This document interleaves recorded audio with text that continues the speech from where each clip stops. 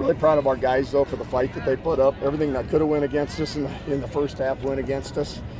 But hats off to them. They played hard. They played well. They had a good, they had a good plan. They outcoached us and outplayed us. If anybody takes the blame, it's me. So my guys, the kids here, they kept fighting, fought for every inch all the way to the end. So we're really proud of them. I wouldn't trade a Pierce kid for anybody.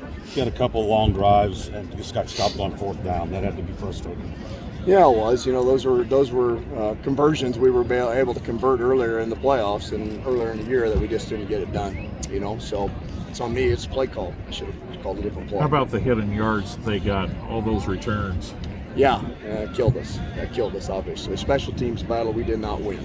And in a game like this, you either got to win it or you got to at least match them, and we didn't. They've got some dynamic guys, especially 28.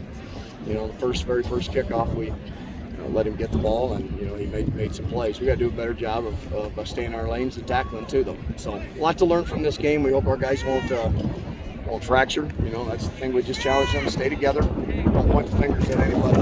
If anybody's going to point the finger at somebody, that's got to be done to me. And they just got to answer the bell and keep working. And I just want to mention my senior class, these 11 guys, they never won a game in 7th or 8th grade.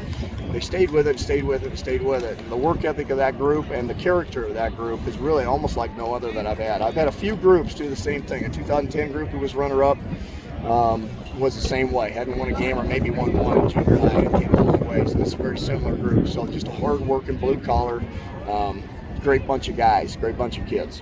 What are some of the biggest troubles you faced in the trenches on both sides of the ball?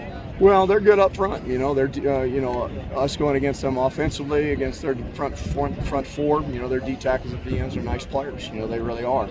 And the same guys are playing on the offensive side. So, I think we won some battles up front. I don't know if we won the majority. That's for me to go back and look at. We ran the football at times effectively. Couldn't do things outside like we had been doing in the playoffs, but we had some success with trap in the A gap as well as with ISO in the B gap, off tackle here and there. We had some success.